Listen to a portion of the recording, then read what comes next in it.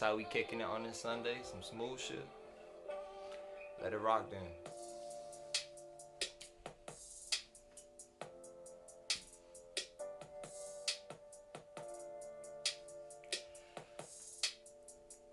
High stakes takes back. Coming in hot. Coming in hot from this Saturday, boy. 6 hit in less than 24 hours. Who you know doing that? Make sure you locked in. Make sure you tuned in. Make sure you following on Twitter. The Twitter is Robin, 2 capital I's, __. You could always DM. Make sure you're in the comment section. Always open to answer any questions you got about your fantasy squad, especially heading into the playoffs. It's week 13. Last week. This is the last one for some people until next year. But then this is also that week that proves could be pivotal heading into the playoff season. It's one you gotta make sure you got handcuffs on your roster. You don't have extra quarterbacks. You don't have extra kickers. Say the team has like an extra kicker from...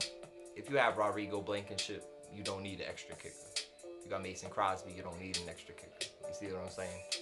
So make sure you locked in. Make sure you're not taking up space. And make sure you taking up that space with the handcuffs. Like Carlos Hyde, where Chris Carson's injured. Make sure you're locked in. Make sure you do not sleep heading into this playoff push. We got the latest NFL injuries. I mean, up to last second injuries. It's been a crazy year. 2020. You got injuries all over. You got teams catching COVID. It's hectic. It's hectic. You got games on Tuesdays. You got games on Wednesdays. You got waiver day on a Friday. This shit don't even make sense. But as long as you're in the mix, you know you got a chance. You know you got a chance. In one of my leagues, already clinched playoff berth. In the other 2, I need a win this week. If I win this week, I'm in both of them too. But you're playing where you have Kittle out. You have McCaffrey and the Bucks on a bye this week. So that means you're missing Godwin. You're missing Mike Evans. You're missing Antonio Brown. You're missing Gronk. You're missing Brady. That's that whole Bucks offense. Those are all starters. And in some deep leagues, Scotty Miller's out there too. And don't forget the running backs, Fournette and Ronald Jones. Whole slate of players that are missing this week due to a random bye week in week 13. But that's how the season's been going. So we're going to end the show with NFL locks, the NFL props. We got the Saturday soccer slate for you. We just this morning, Crystal Palace plus 145 on the road versus West Brom. That's so easy. You look at a team that is getting Wilfred Zaha back, Mihailovic back in the midfield. That's almost like it's too easy. So if you took them straight up, or you added the parlay with the over, which was questionable because you don't know whether or not West Brom was going to score. And luckily, West Brom got a red card, so they ended up losing 4-1 this morning. We hit Crystal Palace straight up plus 145, and then we took a teaser, West Brom losing to Crystal Palace, and the over on 2.5 goals. Hit plus 463. Send it. Fucking send it. In the next game at 9:15, you got Sheffield United at home versus Leicester. Leicester's coming off a game in the Europa League where they tied, and it's a team, even with Vardy back in the lineup, they're still inconsistent, still not clinical enough. Like, Vardy himself is prolific, but if you don't have players like Harvey Barnes and Undies on the outside, if they aren't providing passes that set up goal-scoring opportunities, then it's not going to work out well. So that's a game where Leicester traveling to Sheffield United, I stayed away from it. And that game at 11:15, that's a game where Arsenal versus Tottenham could go either way. It's a game where Hugo Lloris, he's a doubt. You got Harry Kane. He has a knock, but he'll probably play. You know Harry Kane, and especially because Carlos Vinicius, the backup striker, he's a doubt, and he probably won't play because he missed the last game in the Europa League. So it's one of them games where you got to make sure you're watching up to the last second. Make sure you're tuned in an hour before just so you can see the lineups and make sure your players are starting. Because if the starters, well, the usual starters aren't in there, it's one of them games where you might have to wait till it goes live bet, maybe Tottenham plus. Like anytime they get on the plus side after halftime, that's one of them things where they might have Harry Kane on the bench, don't want to start him and play him a full 90. It's questionable. So definitely make sure you're tuned in. Make sure you're looking at the lineup before kickoff and make your decision based on that. And then in the game at 2:15, Liverpool at home versus Wolves. Obviously, my squad, Liverpool, it's one where in betting you can't be biased. It's That'll definitely string you along a couple L's. I've seen it myself. You can't be biased, but it's also a game where you got Diego Jota in top form coming in against his old team Wolves, where he didn't leave on a sour note.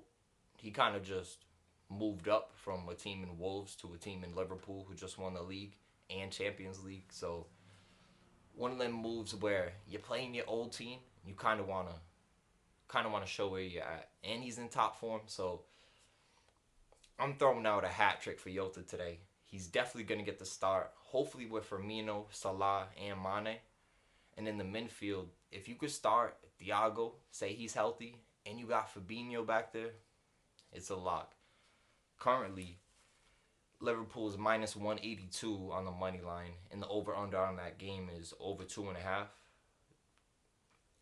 It's one where if Liverpool isn't clinical enough and their strikers aren't prolific, it's one where it's risky. But Jota versus old team in a game where Wolves have a change of lineup this year. The way they set up their starting 11, they only play 3 at their center back with the right wing back and a left wing back. So it's a game where it should be open, and Wolves have been susceptible to goals. So it's one of them kind of just riding on Liverpool at home. I'll take that. And then the Sunday Slate Parlay of the day.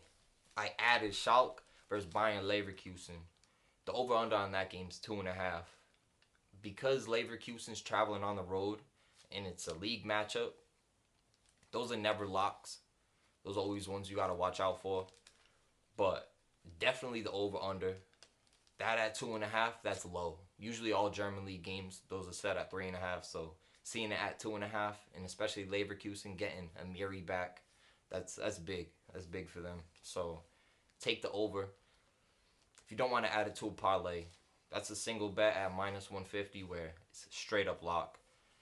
And then the last part of the parlay. This is a game where it's happening right now. You got AZ Alkmaar. That's in the Dutch league. They're playing Gregonian.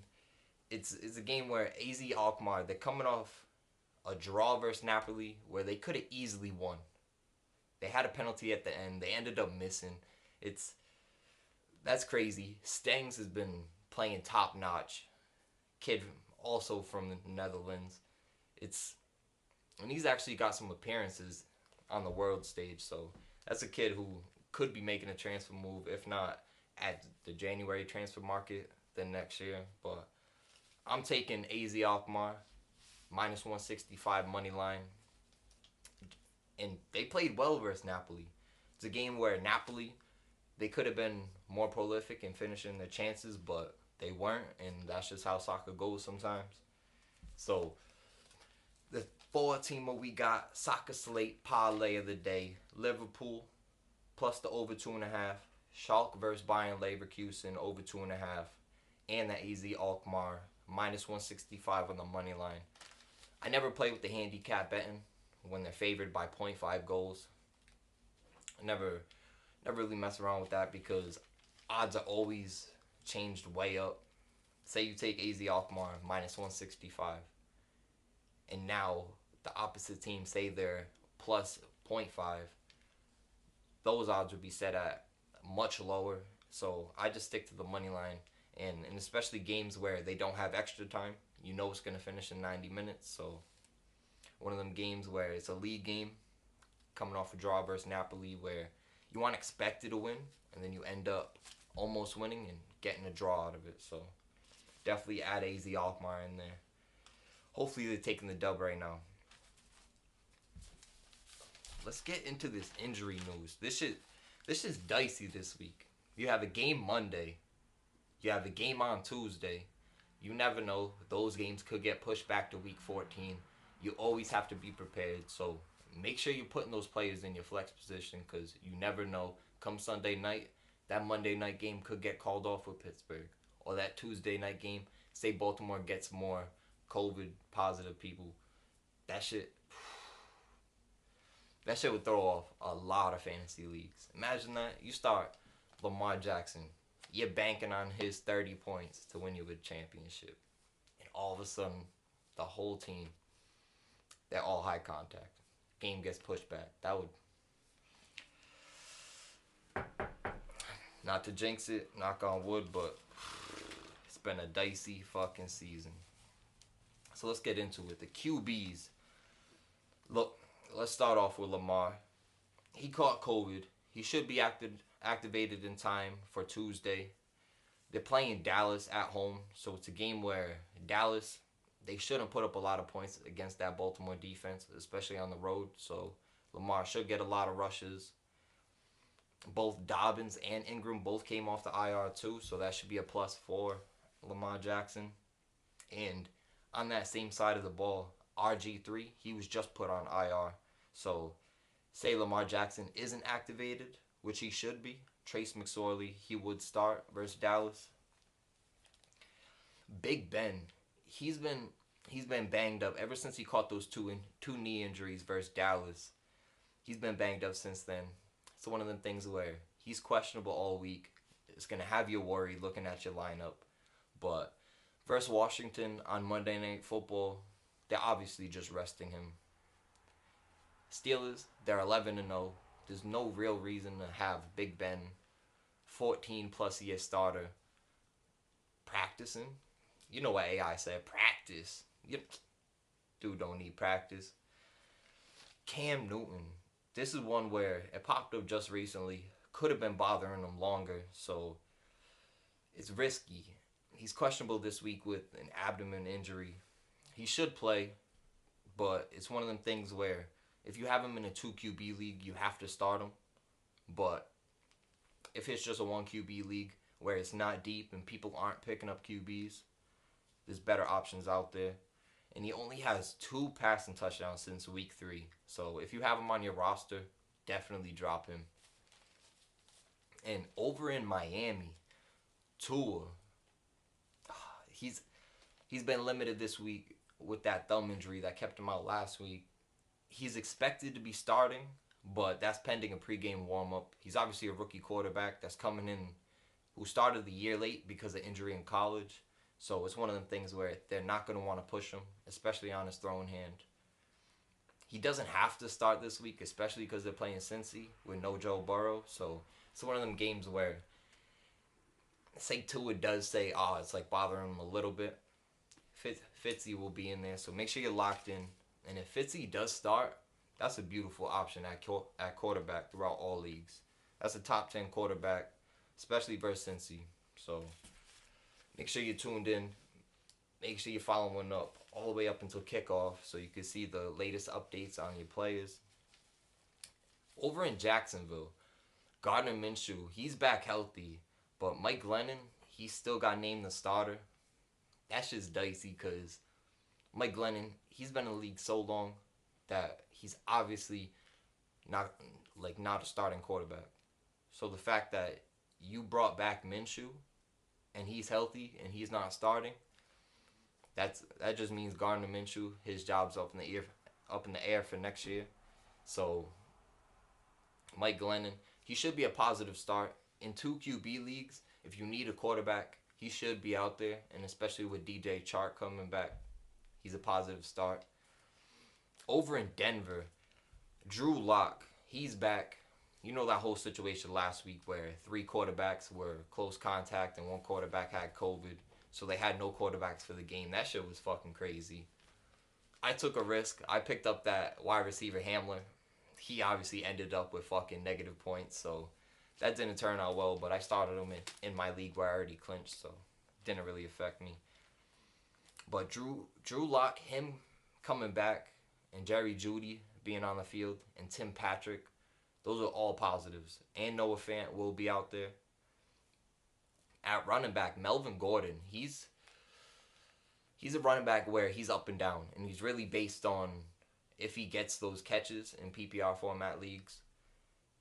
And especially this week with Phillip Lindsay, he has a knee injury where he's questionable. And versus Kansas City, that Sunday night football game, if Phillip Lindsay isn't out there, that's going to be tough for Drew Lock, because putting all that workload, it would be definitely risky. I just heard this past weekend that Kansas City,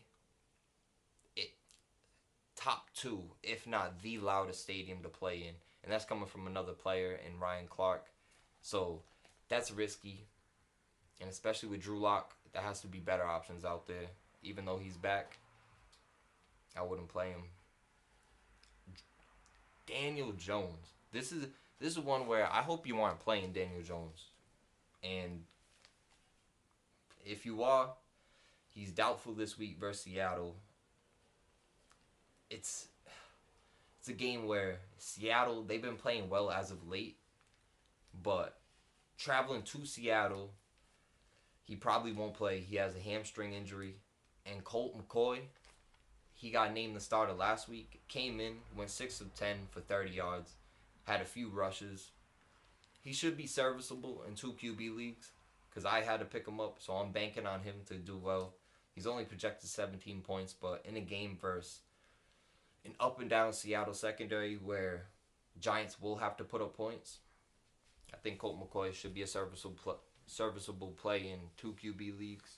So if Daniel Jones, if he is somehow in there, go pick him up, because he's definitely going to be dropped. Nick Foles is another one like Gardner Minshew. Nick Foles, he's back at practice, but Matt Nagy, he went back to Mitchell Trubisky.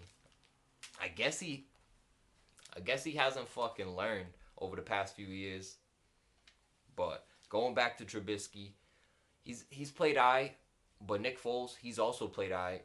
So they're about the same quarterback, so I guess it doesn't really change much for the wide receivers over in Chicago. And they have a game where it's dicey. It's a dicey game. They're playing Detroit. Matt Stafford, he has Galladay out. Marvin Jones, he is playing. And Amendola is making his first return since week 10. So that should be a plus for them. And Hawkinson's been coming up like big as of late. That's been one where it's been straight money. What if, of course, I go for it and doesn't hit. Hawkinson been straight. Cash, son. So I hope you picked up Hawkinson a few weeks ago. He was dropped in my league.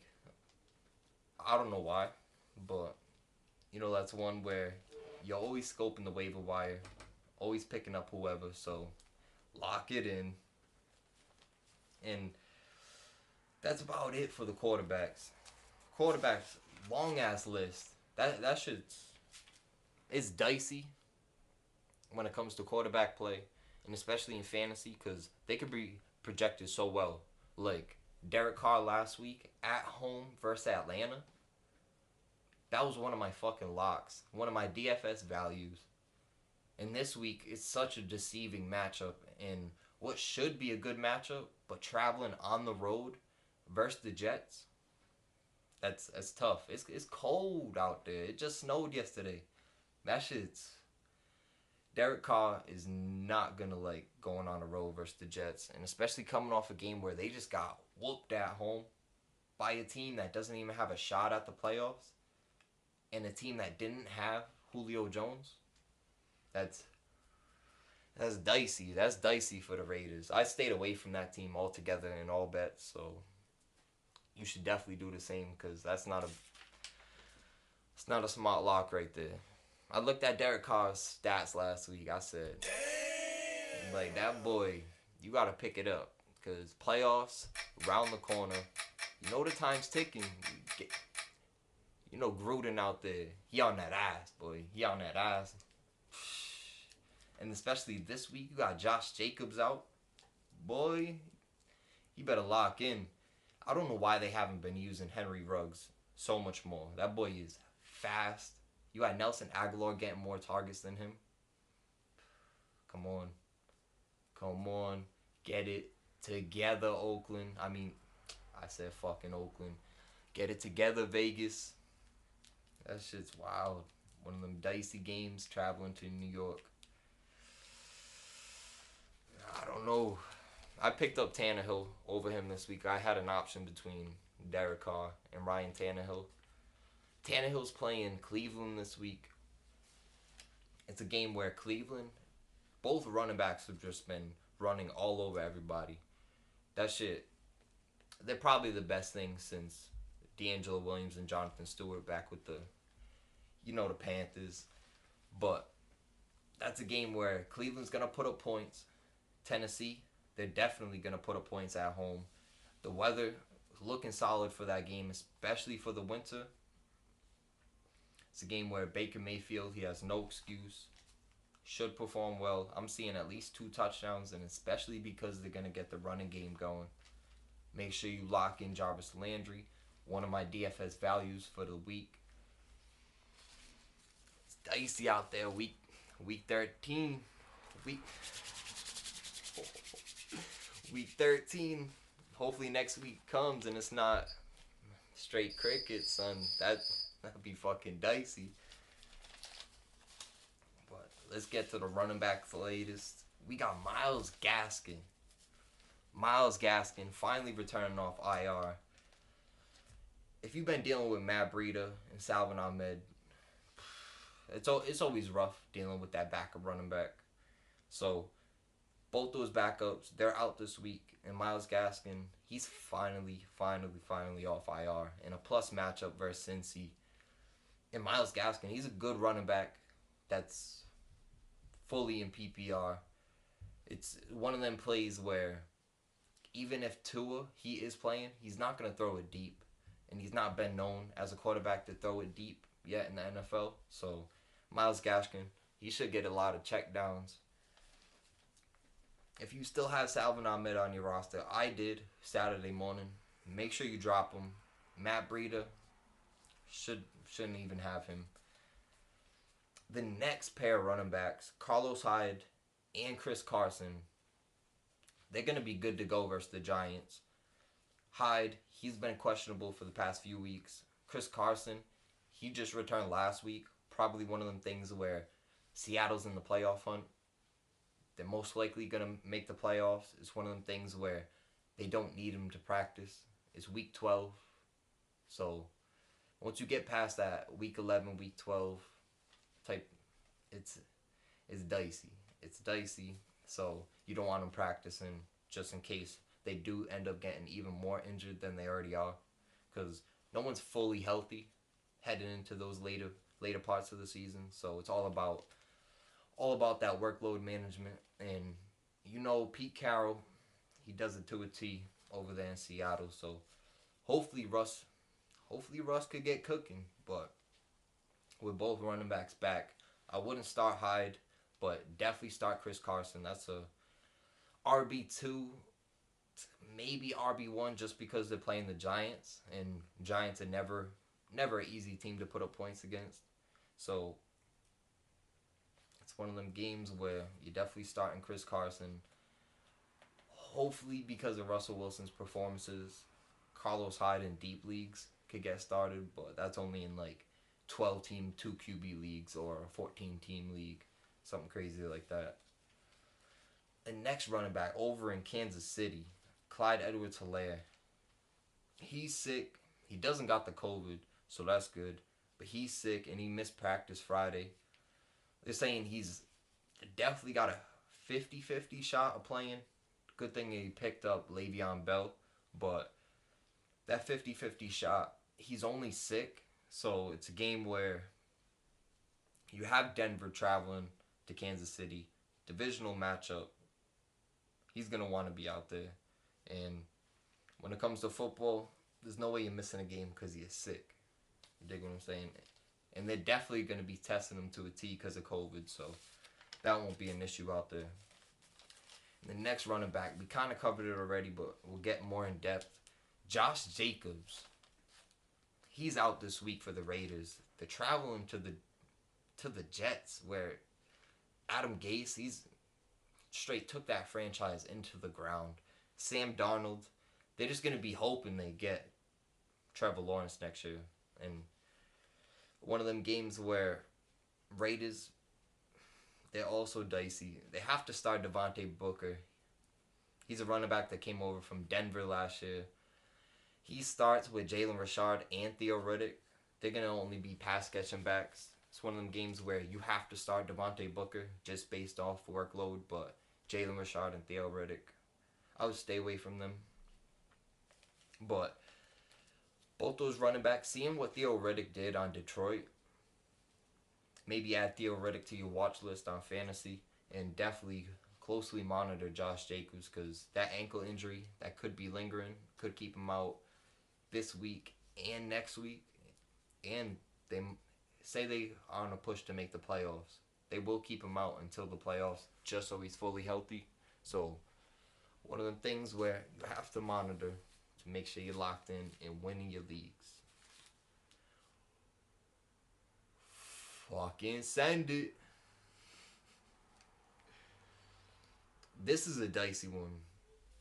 This man, he can't catch a break to save his life, man. He was just injured this year, and then coming off the injury list, he goes and catches COVID. So he's been out since last week. He already missed one game. He's going to miss this game too. Monday night versus Washington should be an easy game for Pittsburgh. If Washington's defense plays well out of nowhere, could be a game where Benny Snell, he could get a lot of pass catching work. So definitely start Benny Snell in the flex, and then Anthony McFarland,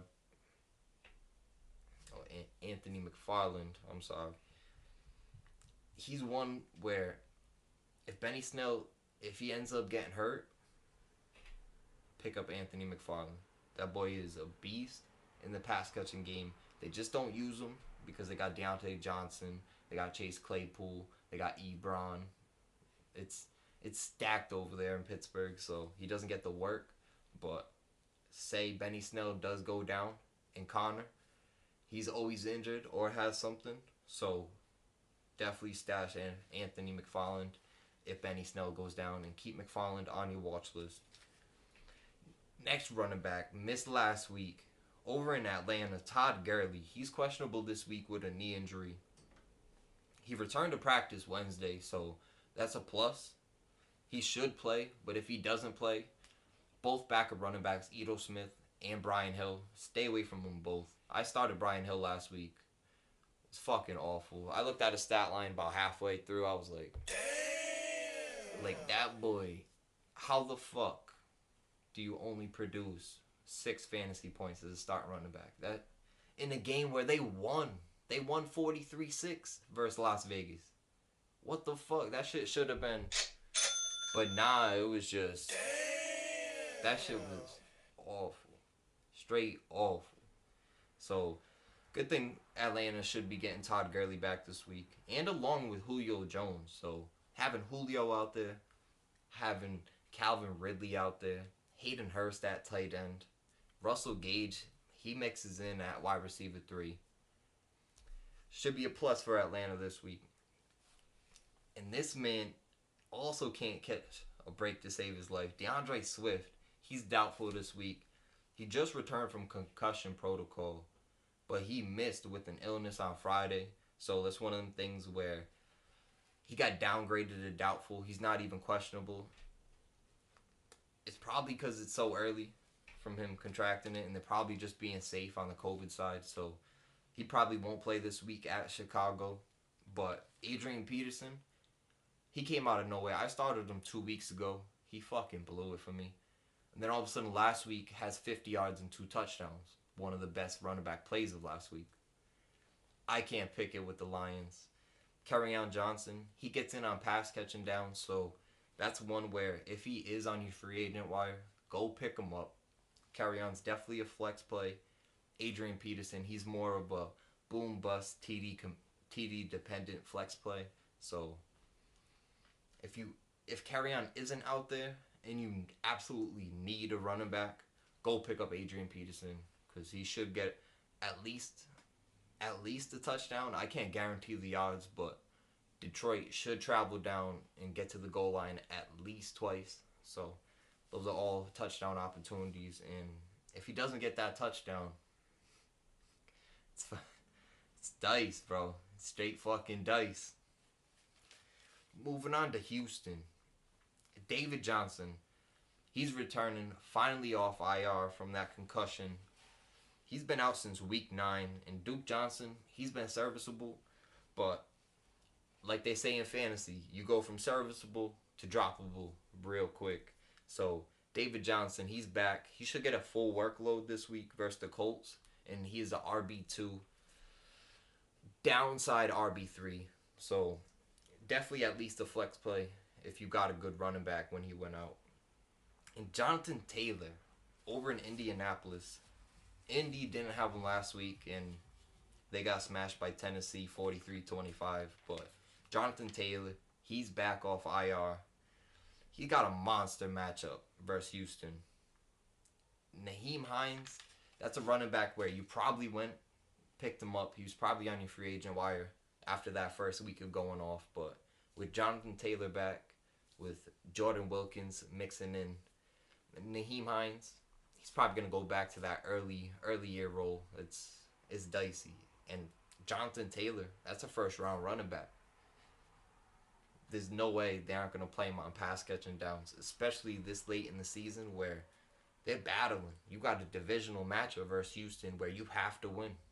And ever since Houston got rid of their coach, they've been playing solid for Romeo Crennel. So it's one of them games where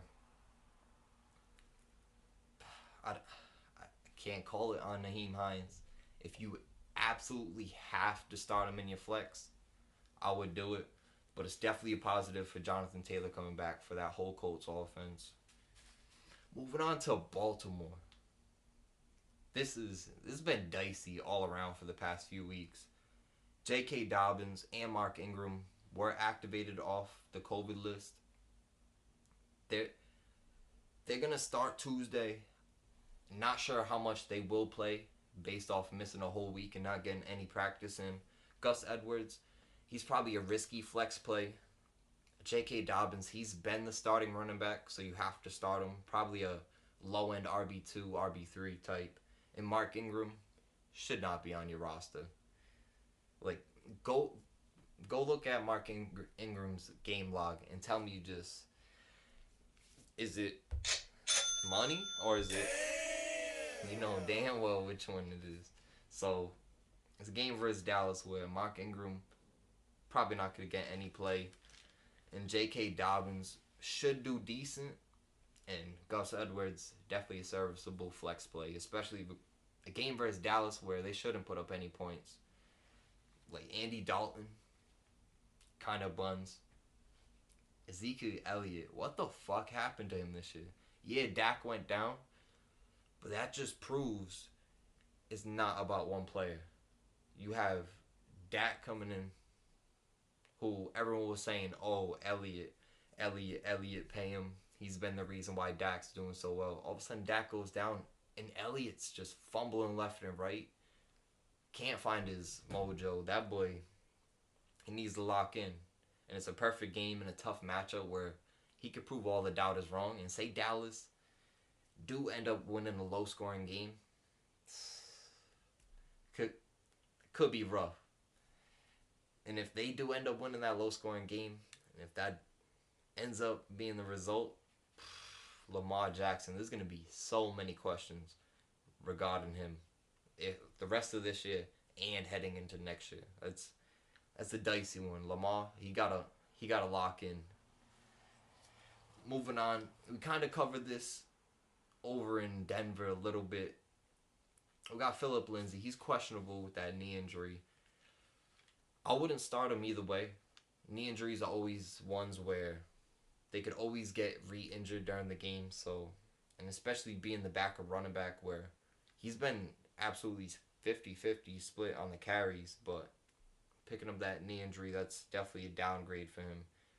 But if he is on your free agent wire, say he did get dropped because someone seen he was probably not going to play, definitely stash him as a handcuff to Melvin Gordon, because Melvin Gordon, he's up and down, and he's only going to get the work if Lindsay is out. So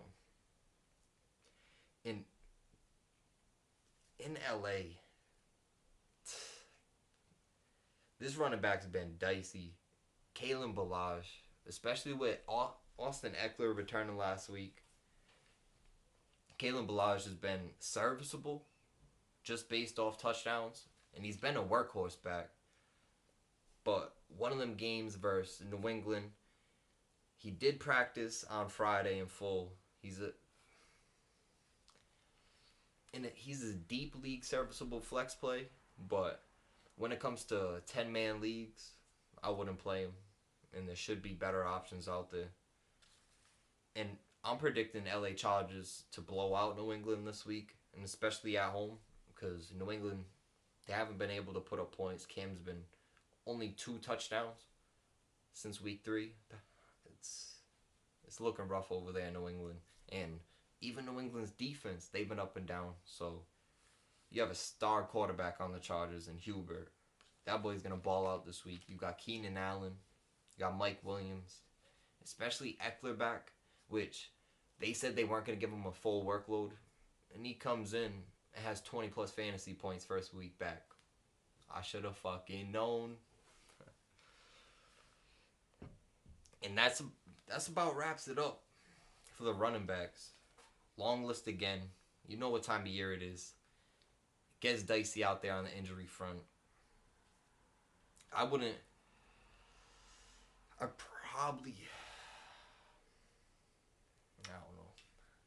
Think about that Dobbins game and whether or not Dobbins going to turn up versus Dallas. Because Dallas, their defense has been playing decent over the past few weeks. But versus a Baltimore offense, which they just got a high ceiling and a low floor. That's one of them things where they drop 40 or they come out and drop 7. It's dicey. I probably would start Dobbins. I got that decision this week. And I drafted him. I thought he was going to turn up earlier in the season, but I guess they needed fucking 7 weeks to see that this man Dobbins was a beast out of Ohio State. You got Mark Ingram, who has some good games, but hasn't really been good since the Saints. And that's the reason why the Saints drafted Alvin Kamara, because they seen Mark Ingram was on the decline. And you got Gus Edwards, young legs in there. It's dicey for Mark Ingram. So Dobbins, if he gets that pass catching work, that's a plus play the rest of the year, especially heading into playoffs. That shit's fire. Moving on to the wide receivers. Wide receivers, they've been up and down all year. Adam Thielen, he just missed last week.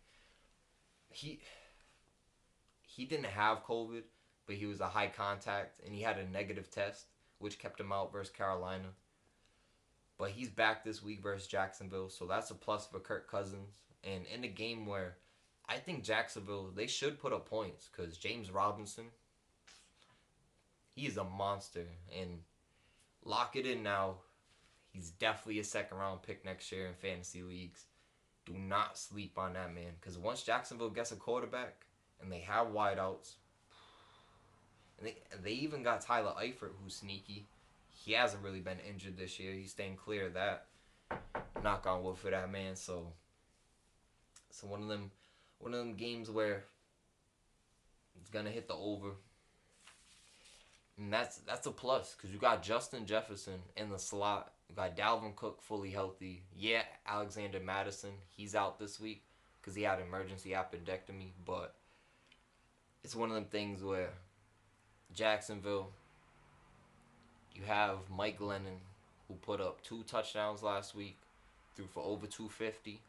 They should be able to put up points. So the next wide receiver, this man over in Atlanta, questionable. If you draft him in fantasy leagues, you just know what you're getting yourself into. It's going to be fucking stressful all year. So I stay away from him. I don't know how people draft him, but that's just based off hope. He's questionable with a hamstring. He should play, barring pregame workout, but it's definitely a thing to keep an eye on. But he's trending in the right direction, and having Julio back out there with Calvin Ridley, that's money for Atlanta.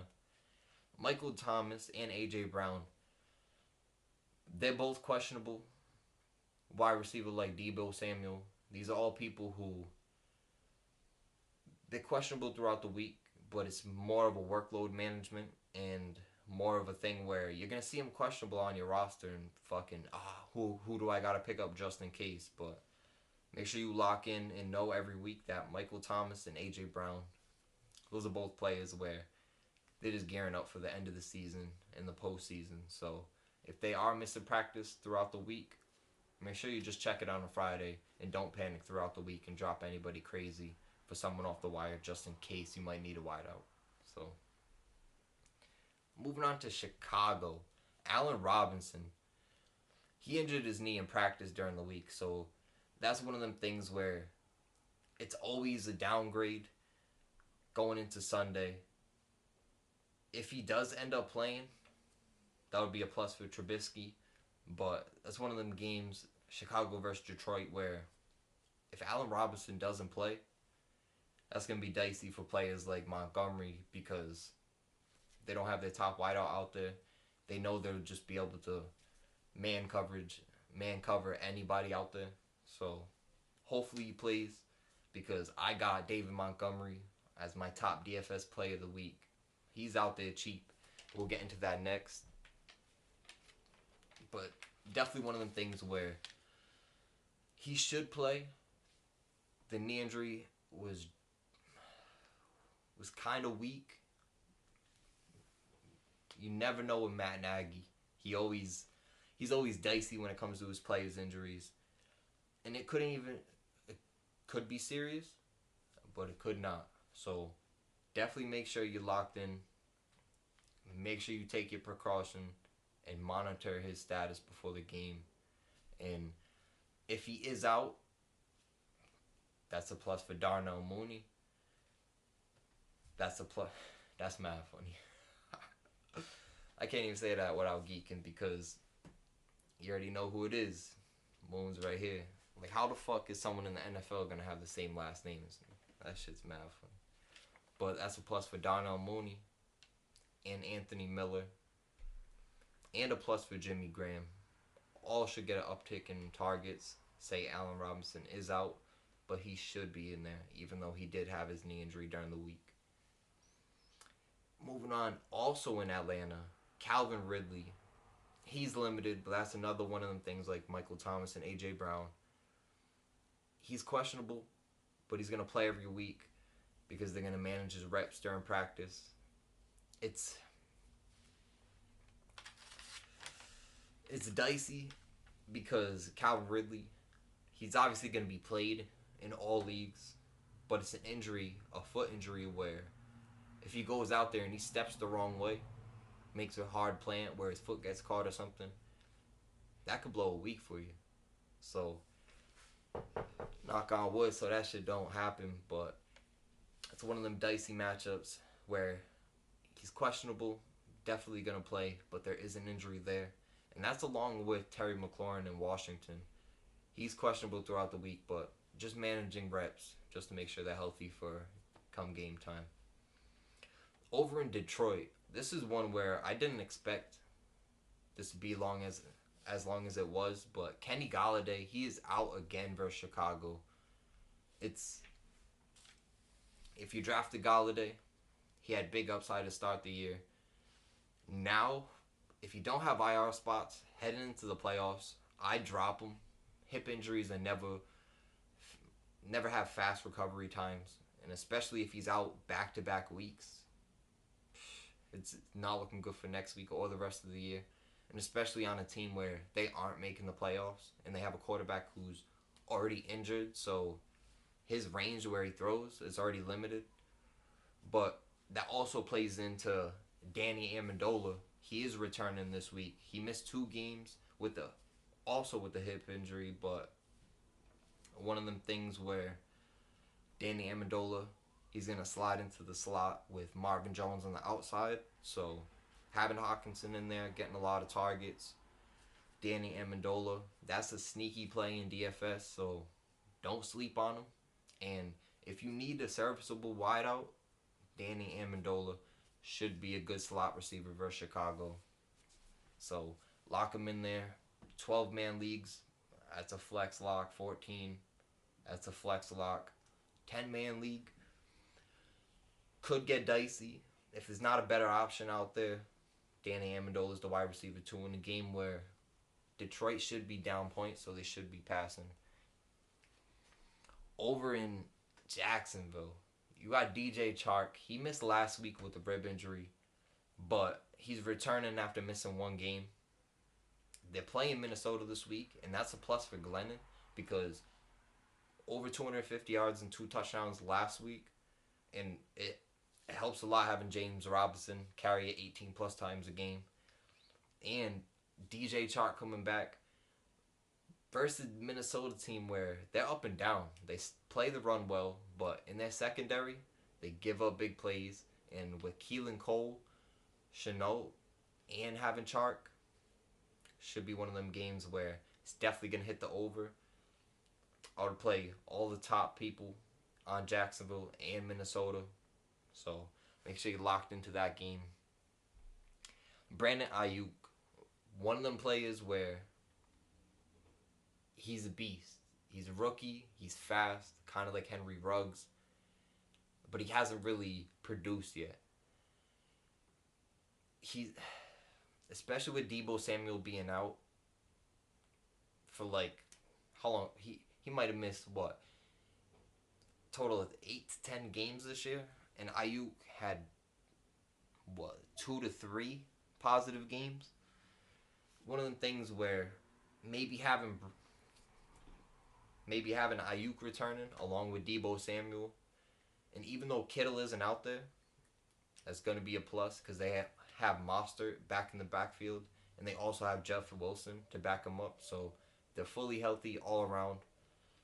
But Nick Mullins, he is that quarterback, so that's a downgrade from Jimmy Garoppolo, but Mullins has been in there the past few weeks, so he's definitely in the flow of things, so it shouldn't be too much of a downgrade. And Deebo, he first came back to 11 targets. So Ayuk, if he's out there on your free agent wire, serviceable flex play heading into week 13. So make sure you lock him in. And make sure when you're looking at your flex plays, none of them are from week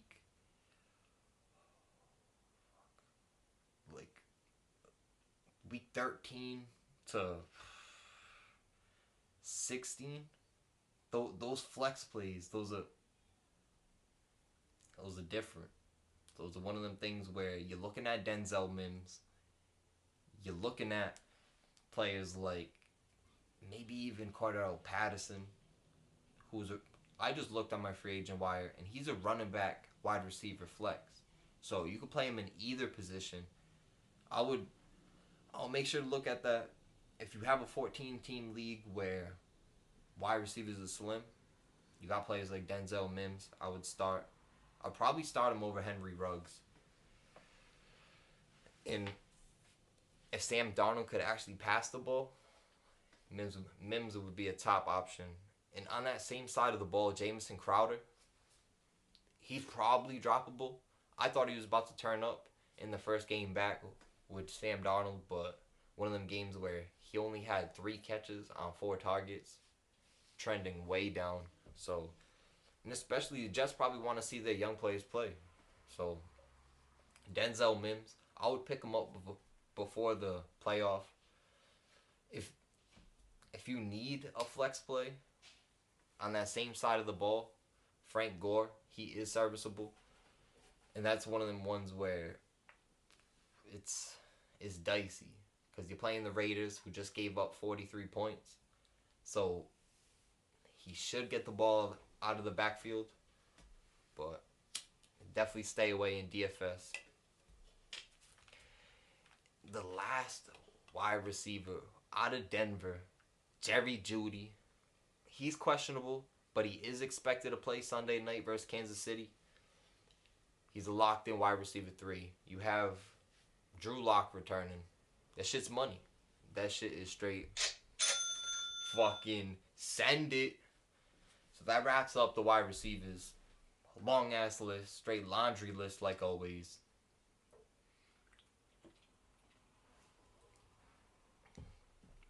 This fantasy shit, you gotta, like a fucking whole second full-time job. This shit's crazy. But as long as you locked in, guess what we doing? Cashing the fuck out at the end of the year. And guess what? It's all about that shit where they look at the championship and they look at the score and you done won by 60 points because you got 2 defenses, so you're able to switch them up. You got 2 tight ends and 2 quarterbacks. Just saucing motherfuckers. And then when people look at that championship score, they like, damn. But time is ticking. And make sure you're looking at your free agent wire and sorting it by roster percent owned, because there could be a sneaky player out there where you wouldn't expect it, but could definitely be serviceable to your team. Moving on to the tight ends. This COVID shit's crazy. Over in Baltimore, you would expect, alright, 2 weeks later, a week and a half later, you wouldn't expect anybody to be out. Now the latest person out for the Ravens is Mark Andrews. He caught COVID. All the backup tight ends in Baltimore, not startable. Stay away from Nick Boyle and all other backups on Baltimore. It's one of them games where Marquise Brown, he could produce more. Caught a random 70-yard touchdown from Tracy McSorley last week, which I had him on my bench. And Marquise Brown, he's probably still droppable, but you got to keep him on your roster just in case he does end up getting peppered with targets, which is dicey because you got Dez Bryant out there now too. So definitely one of the matchups to look out for over in Baltimore Tuesday night versus Dallas. The next tight end, this man, he's a first half superstar. Last half of the season, trending way down, and now picking up a knee injury that could sideline him not just this week, but next week and maybe even further. Jonnu Smith. He's a tight end on Tennessee, where it was a plus matchup this week versus Cleveland. And Anthony Fersker, the backup tight end over in Tennessee, he had a 21.9% target share. He only had 1 game to really prove anything, so that's something where if there's no tight ends out there, you have to risk it on Anthony Fersker, but I wouldn't do it. The only stat that proved to be a little positive point is 21.9% target share. And on a team where you have Corey Davis, you have Derrick Henry out of the backfield, you have A.J. Brown, it's pretty damn good for a tight end coming out of nowhere. Moving on to Philly. Zach Ertz, finally back. First game off IR. Doug Peterson, he said he will be eased back in, but that's one of them things where just seeing Austin Eckler last week, coach said the same shit. So if you need a tight end and you picked up Zach Ertz a few weeks ago, make sure you start him. He should be a top 15 tight end play. And I wouldn't listen to the coaches when they say they're going to ease him back in because everybody's trying to win games out there in the NFL. And especially Philly, playing like shit. Playing fucking awful over there in Philly. So bad that people are calling for Jalen Hurts to be the quarterback. So they're going to throw Zach Ertz back in there. They have Dallas Goedert. They should go back to their 1A, 1B combo. And that's one where if you already have a tight end, which you feel is a better play this week than taking a slight risk on Ertz, you could keep Ertz on your bench and just maybe see this 1 week. But after that, that other backup tight end, drop him and make sure you aren't taking up space on your roster. The last tight end, I hope y'all were tuned in. I hope y'all locked this person in your DFS lineups. Because Irv Smith, he's out again this week. It's not good that he got ruled out so early because that definitely puts his status in question for next week. So, fire Kyle Rudolph up. That was my top fantasy play of the week last week. Especially at a position where you need points. That's a position where someone who has Kelsey, Waller, or even Kittle when he was healthy, or even Henry and Hawkinson as of late. If you have that tight end that performs, that could very well win you that week. And on DFS, that's crucial to have that tight end that has a low percentage owned, but produces fantasy points in the top 10, if not top 5. So, fire up Kyle Rudolph. Last week he had seven catches on 8 targets for 68 yards. Didn't end up getting that touchdown, but it's a game where on 8 targets, that's money. And in a game where they're playing Jacksonville, you get Adam Thielen back, which is going to stretch out the field, open it up even more for Kyle Rudolph. So it's going to take the safety out of there. Should be money again for Rudolph. So fire it up because it's the holiday season and I'm locking in Rudolph, son. So that's it for the latest injury updates. That's right up until kickoff.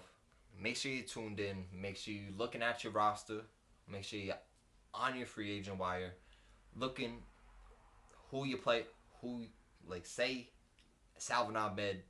Say he got added early on in the week and someone dropped a player like maybe even Myles Gaskin because he was on IR. Maybe that man's sleeping. Go scoop him. Go scoop him. Just 2 weeks ago, I picked up Hunter Henry because he was trending down. Now, all of a sudden, back-to-back weeks with 7+ targets. Scooped him.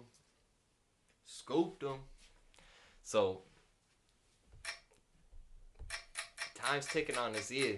And week 13, hours away. Make sure you locked in because high stakes takes coming in hot. We got DFS values to wrap up the show. Make sure you on Twitter following Adam Schefter, following Rappaport. That's instant. That's instant right there. Make sure you're following who got the COVID. Because if one person got COVID, that could mean that whole team ain't playing this week. So you definitely don't want that locked in to your starting lineup. So make sure you tuned in. If not, make sure you're in this comment section asking all the questions because we got them. We locked in at the High Stakes Takes podcast. Got Baller. We got Arthur. Content coming soon. Content every week. Fucking send it. Let's get into the DFS values.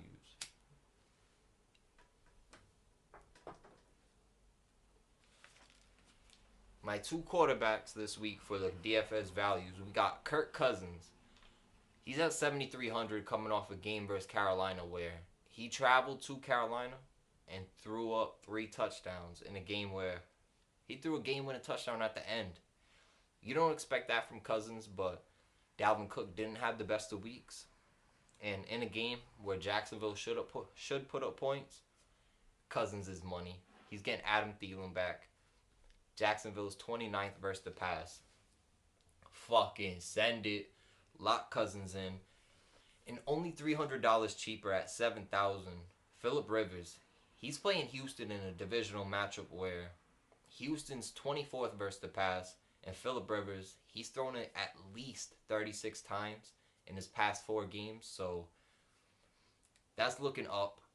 A game where you're getting Jonathan Taylor back, so should open up the play action. Fucking fire Rivers up. That divisional matchup, that should be good. Over at the running back position, we got David Montgomery. This is sneaky because they're playing Detroit, a team where they're 28th versus the rush. And Montgomery's only $6,200, where the top running back in Dalvin Cook, he's $10,500. That's an insane drop off. So make sure you lock in David Montgomery in all lineups. The next running back, this is also a lock. This is one of them where I'm not trusting what the coach says. Myles Gaskin coming off IR. He's not going to get workload management. He's going to get a full workload, especially with a rookie quarterback who's kind of banged up if he starts. Or if you have Ryan Fitzpatrick, that's at least 5 targets out the backfield. So Myles Gaskin at 5,500, probably the lowest you're going to see him the rest of the year. So lock him in. They're going up against Cincy. They're the 30th ranked team versus the rush. So it's a very plus matchup. Lock him each in. Or if you got to plug and play, say you don't want to lock him in the same lineup, Myles Gaskin, lock him in. Montgomery, lock him in. It's one of them things where you don't just click on the player. You're making sure you look at, because it could be deceiving. As you scroll through the players, it shows whether or not they got a good matchup or a bad matchup. And the rank of that team would be either in red, yellow, or it's green for a good matchup. It's one of them things where it could say 22nd, but you go and click on it, and they're actually like 17th versus the rush, where that's middle of the pack, so that's a 50-50 shot that team's going to do well. So make sure you're going in and you're looking at the actual rankings and not just team defense rankings, because that's something that could be deceiving. Moving on to wide receivers for the DFS values. We got Jarvis Landry. He's coming off a week where he had 11 targets. He caught 8 of them, had 143 yards and a touchdown. That was his best game this year. They're playing Tennessee, where Tennessee's obviously going to put up points. And just based off Cleveland's rush game, they'll have that play action there. It's all up to Baker Mayfield. But coming off that top week, Landry should be locked in wide receiver 1. Top value play at wide receiver this week. The next one, well, actually the next 2, a little risky at 5,600 and 5,500 on FanDuel. You got Michael Pittman Jr. He's going up against Houston in the 24th ranked passing defense. He's coming off a game where he has 9 targets, but he only caught 2 of them. There's upside there. There's probably deep reason why he didn't catch 7 of them balls, but the targets are there. T.Y. Hilton, he's clearly not the top target anymore. And in a game where you're getting your rush game back, should look up for Pittman, especially versus Houston in a divisional matchup. And the next one, Denzel Mims, he was at 5,500. They're going up against the Raiders at home. The Raiders are ranked 28th versus the pass. So I think this is one where Denzel Mims, he could catch like a 50-yard bomb for a touchdown. He has 7+ targets and 60+ yards in his past 3 games. So if he's not owned in your fantasy season, scoop him up. That's one where he's been getting the targets over the past 3 weeks. He's trending way up. If he gets that 1 touchdown, he's the top waiver ad. So go scoop Denzel Mims before you sleep on him, and someone else does before next week. At the tight end position, we got 2. It's risky out there if you don't have a top tight end. But my biggest DFS value play is Trey Burton, 5,500 at Houston. He's coming off 2 games where he has back-to-back touchdowns. He hasn't got the yards, targets have been around 5, but in a game where it should be back and forth versus Houston, if he's really a touchdown dependent tight end, but we've also seen earlier in the season where he rushed twice for a touchdown. So if he gets down to the goal line, he's definitely a touchdown option. So at 5,500, you can stack the rest of your lineup. So it's definitely a value play. And then my top tight end value play for this week, just like it was last week, Kyle Rudolph at 5,000 versus Jacksonville. He's probably so cheap again because you got Adam Thielen coming off the COVID list. But I think that's just going to open it up, and Jacksonville will put up points. So Kyle Rudolph, 5,000. Lock him in again. Tight end's that position. Got to make sure you get it right. On the defense and special team, we got the defense of the week at home versus Detroit. You know it's the Chicago Bears. Chicago is never a good place to play, especially for any team going on the road, and especially for a quarterback who has a thumb injury, missing their top running back and missing their top wide receiver. Chicago is only 4,200, so that's 700 off the top defense, but defense is also a position you got to make sure you get right. If you think about the last few weeks where Carolina, they played the Lions, shut them out 24-0 at home. If you think Detroit even has a chance to put up more than 10 points on the road versus Chicago, that's crazy. That is crazy. But if they do, I'm going to be like, you know what I'm saying? You know how this football thing goes. So, we on fire over here at the High Stakes Takes podcast. That's about it for the fantasy show. We got the soccer bets. Make sure you're locked in. We're on Spotify. We're on Apple Podcasts. We're on Google Podcasts. We're on Breaker. Wherever you get your podcast, make sure you tuned in. Make sure you locked in. We're on Anchor. We're sponsored by Anchor. They've been fire to me, so make sure you go watch it. If not on Anchor, lock in on Spotify, lock in on Apple Podcasts, Breaker, or Google Podcasts. And check out the latest shows. And check out the end of the show too, because every week we're adding more and more locks that we hit. The list is just getting longer. It started off as a minute little clip where it's showing the whole year. That shit's going to like 2.5, 3 minutes now. So make sure you locked in. Make sure you're seeing we aren't just taking favorites. And actually, a majority of these are all plus odds bets. So make sure you're staying on the plus side. Make sure you're locked in with the High Stakes Takes podcast. And the content is only going to get better. We just hit Palace this morning. We just hit Palace plus the over. Palace was plus 145. And Palace plus the over, that was at plus 427. Lock it the fuck in. Hopefully Lille versus Monaco just hit. The over-under live was 2.5 at plus 180. I took it at 1-0, knowing Yancini is going to come into the game with about 20 minutes to go, and he's good for a goal. You know what ended up happening? 5 to 10 minutes later, Yancini comes into the fucking game and it's 2-0. Last time I seen it before I hopped into this, it was 2-0 with 10 minutes to go. So hopefully Lille or Monaco, they scored that third goal. But we've been hitting so much, it don't even affect a fucking thing. So make sure you're locked in. Make sure you're cashing out with us. And stay tuned in every week. Hopefully y'all winning. I need 2 dubs in my fantasy league. Shit's getting dicey.